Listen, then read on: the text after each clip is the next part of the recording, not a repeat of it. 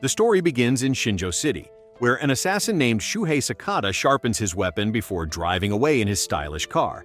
Meanwhile, at a beachside house, Yakuza gang members inform their boss, Kawano, that a rival gang is attempting a hostile takeover of the city.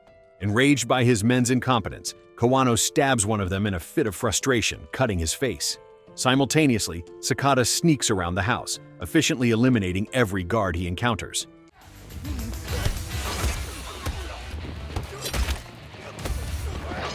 When blood starts dripping from one window and a man's legs are visible through another, the panicked gang members try to escape with Kawano through the main door. Their way is blocked by a pile of dead bodies. Sakata skillfully fights off the goons chasing him, until a huge gangster throws Sakata through a glass door. The two battle fiercely, using anything they can grab in the room. At one point, the gangster pins Sakata down, attempting to stab him. However, Sakata manages to cut off the man's hand, leaving him to bleed to death on the floor. Sakata then heads to Kawano's bedroom and cleverly uses one of the dead goons as a shield to protect himself from Kawano's gunshots. Desperate to evade his fate, Kawano tries to escape through the balcony. Sakata catches up to him and kills him. Just as Sakata is leaving, a hidden goon attempts an ambush with a gun, but Sakata's handler, Akira Fujita, appears and shoots the goon first. Afterward, Fujita hands Sakata his payment for the job and suggests he rethink retiring from his dangerous work. Sakata remains firm in his decision, stating that he wants to focus on his family now. Meanwhile, a mysterious person secretly watches the entire exchange. Sakata returns home to his wife, Aoi, and his daughter, Ryo. He takes a shower and starts preparing for dinner. Sakata suddenly hears his family screaming and rushes out to find them surrounded by a gang of men wearing demon masks. The masked men thank Sakata for eliminating Kawano's gang, announcing that their gang, the Kaimengumi, can now take control of the city. When one of the goons grabs Ryo, Sakata immediately tackles him. He suddenly stops, however, when another goon shoots an object on the table. The goon starts brutally beating Sakata. Ryo begs the goon not to hurt her father, so Aoi tries to move her out of harm's way and pleads for mercy. Annoyed by Aoi's crying, the goon shoots her in the head. Enraged, Sakata tells Ryo to run, but another goon shoots her too. During this horrific moment, the gang leader explains that there's a demon in the city that takes over a person's body every 50 years, turning them into a demon killer. He claims the Kimengumi's duty is to protect the city from this demon. The angry Sakata swears that he will one day exact his revenge. The gang leader mocks Sakata, saying he will wait for that day, then shoots him. Afterward, a news report is heard claiming that a man named Sakata has killed his family and then himself. 12 years later, Sakata is shown in a coma-like state, confined to a cold, hospital-like prison for years. Once his prison sentence ends, Fujita comes to take him. Meanwhile, Mayor Sunahara proudly speaks to the media, sharing how he transformed Shinjo City from a dangerous place into a thriving modern metropolis. He announces plans for a new resort. However, a journalist named Kamiyama asks about the numerous people who have disappeared or been killed in the past decade, including a local leader who opposed the resort construction. Sunahara remains calm and dismisses these as baseless rumors. Afterward, Fujita takes Sakata to an apartment in the slums, visually demonstrating that the city isn't as perfect as the government claims. When Fujita leaves, his relative, Raj, is left to look after Sakata. One night, while returning home, a goon attacks Sakata, announcing, "I am the one whose hand you cut off and left for dead." Seeing Sakata's weakened condition, however, he leaves him. In another part of the city, journalist Kamiyama questions a scarred informant about the Kimengumi gang. The informant claims Sakata used to work for them as a hitman and reveals that the Kimengumi gang makes its money through human trafficking and selling drugs. Their conversation is suddenly interrupted when a masked man smashes the van's window. Terrified, Kamiyama runs away, but the masked man chases after him with a hammer and kills him.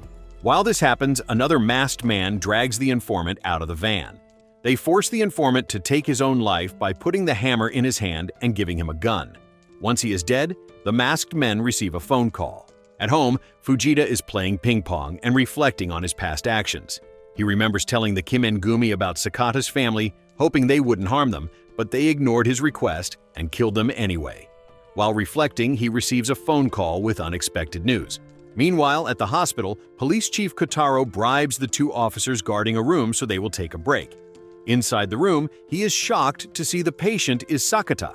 Kotaro then puts on a demon mask and asks Sakata if he recognizes him, before pulling out a syringe. He injects Sakata's IV without realizing that his voice is slowly helping Sakata wake up from his unconscious state. Sakata falls to the ground, seizing the chance to grab Kotaro, causing him to fall as well. Sakata starts choking Kotaro, but Kotaro uses nearby objects to push Sakata away and delivers a few strong kicks to knock him unconscious. Just then, the officers return, and Kotaro quickly removes his mask to appear innocent and avoid being shot. Once their focus shifts, he quietly puts the mask back on and kills one of the officers, using a pillow to muffle the sound of the gunshot. The second officer does not react in shock because he is secretly a member of the Kimen-gumi gang. Suddenly, Sakata regains consciousness and attacks Kotaro. The second officer tries to protect Kotaro. During the ensuing fight, the officer falls and gets stuck between the bed and the wall. Kotaro continues kicking Sakata, but Sakata manages to strike Kotaro on the head. He then tries to choke Kotaro using the IV line.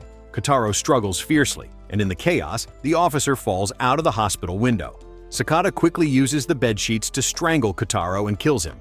Afterward, Raj and Fujita arrive at the hospital and are stunned to see Sakata walking out. Later, news of Sakata being alive spreads rapidly among the Kimen-gumi gang. The leader is thrilled to learn that Sakata is alive and declares him a demon. Meanwhile, Fujita receives a message from the Kimen-gumi, demanding that he deliver Sakata's dead body to them. Acting quickly, they drive to a factory where Sakata's body is placed into a bag and handed over. Raj and Fujita then leave the location. When the bag is placed on a conveyor belt, Sakata bursts out of it, punching a nearby guard. At the same time, factory owner Takamoto watches the chaos through the security cameras. He quickly alerts the gate guard, who starts shooting at the van outside. Raj is killed instantly, while Fujita is injured, but manages to fire back at the guards. Afterward, Takamoto uses some of an illegal substance and then puts on a mask, revealing that he is one of the people who killed Sakata's family. Sakata moves through the factory with unstoppable determination, overcoming every challenge with sharp focus and skill.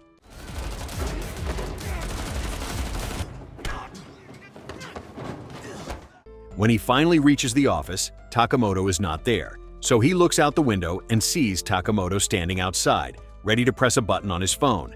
The building explodes in flames, and Takamoto watches the destruction while receiving a call from the leader, who praises him for his success. Takamoto ends the call, however, when he notices Sakata emerging from the debris. The tension rises, but suddenly Fujita arrives and runs over Takamoto with his vehicle. Fujita then collapses to his knees. He apologizes to Sakata for betraying him and admits that he deserves to face the same fate. Hearing this, Sakata shoots Fujita. Later, Sakata captures Takamoto, hangs him, and begins beating him. Takamoto only laughs and declares his unwavering loyalty to his leader. Suddenly, Takamoto's phone rings, so Sakata picks it up and hears the leader's voice, who reveals that Sakata's daughter, Ryo, is still alive. Furious, Sakata smashes Takamoto's mask and discovers that the Kimen-gumi leader is actually Mayor Tsunohara. Tsunohara offers Sakata a choice: spare Takamoto to reunite with his daughter, or kill him and lose her forever. Despite this warning, Sakata kills Takamoto anyway. The next morning, news reporters cover the events of the previous night, blaming Sakata for the attacks and claiming he died in the factory explosion. Meanwhile, Ryo Sakata has grown into a teenager and is being watched by Kanta, a member of the Kimen-gumi gang. Kanta oversees the gang's illegal human trafficking operations and looks at Ryo in a way that makes him uncomfortable. At that moment, Tsunohara calls Kanta and orders him to find Sakata. Later, in another part of town, police officer Takigawa arrives home and is startled to find Sakata inside. Years ago, Sakata saved Takigawa's life, and since then, the officer has secretly helped him by sharing important information. He shows Sakata a video of the Kimen-gumi killing the CEO of a security company, the same company now protecting the resort. After hearing and seeing all this, Sakata takes Takigawa's gun and heads toward the security company headquarters. There, he fights goons on every level until he reaches a small apartment-like area. Seeing him, Ryo hides behind furniture, while Sakata notices a board filled with photos showing his daughter with Kanta, who is posing to be her father. Just then, Kanta enters the room, and he and Sakata immediately begin to fight. In the confusion, Ryo escapes while Sakata overpowers Kanta. However, Kanta fights back by hitting Sakata with a heavy object. With a gun in hand, he mocks Sakata with cruel words. At that moment, Sakata realizes that Kanta is the goon who killed his wife. Kanta tries to shoot Sakata, but the gun jams. Suddenly, Ryo returns and shoots Sakata in the chest with an arrow. Kanta takes advantage of the chaos and pushes Sakata out the window. When Kanta looks out, he sees Sakata escaping in a car driven by Takigawa, who rushes him to a safe place to remove the arrow and treat his injury. As Takigawa treats Sakata's wound, his phone rings. It's Tsunohara, who has spotted them on security cameras. Tsunohara asks Takigawa to hand the phone to Sakata. Over the phone, Tsunohara threatens Sakata that if he wants to see his daughter Ryo again, he must come to the resort. Despite his serious injury, Sakata rushes to his secret hideout to retrieve his traditional sword and fancy car. Meanwhile, Ryo is held prisoner in a resort room, surrounded by armed guards monitoring every exit. When Sakata arrives, he leaves his car empty at the entrance as a distraction while he sneaks inside unseen. What happens next is a whirlwind of action. Sakata fights his way through goons with his blade.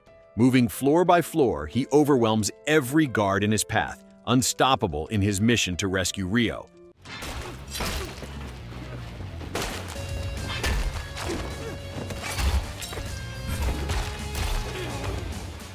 Despite the pain, he continues until he confronts Kanta. The two begin fighting, and at first they seem equally skilled. At one point, Kanta nearly stabs Sakata, but Sakata manages to stop the blade, stabbing Kanta in the eye and knocking him unconscious by striking him on the head. After that, Sakata finally reaches the top floor. When he enters a room, he is shocked to find Ryo there. However, she does not recognize him.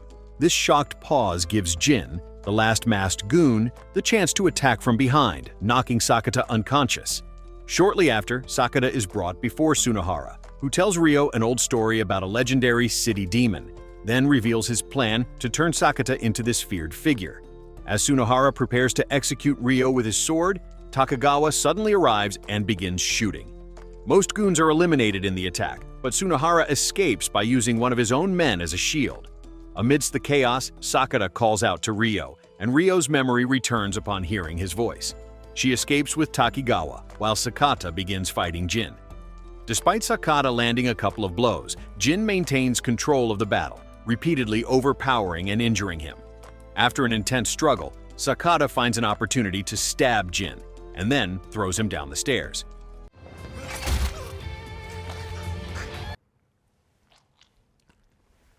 Following this, Tsunohara removes Jin's mask, revealing that Jin is his twin brother. However, unlike Tsunohara, Jin has a burn scar on his face. Then, a flashback reveals that the brothers were separated during their childhood. But when they finally reunited, Jin became deeply loyal to Tsunohara and was even willing to kill for him. While this is happening, Takigawa tries to help Ryo escape the building, but Ryo changes her mind and decides to return to find her father, Sakata. At the same time, Tsunohara puts on his mask and starts fighting Sakata with his sword. Due to Sakata's severe injuries, Tsunohara easily lands multiple strikes, eventually severing Sakata's one hand. Despite his injuries, Sakata refuses to give up and continues the attack, delivering a final fatal blow to Tsunohara's head, killing him.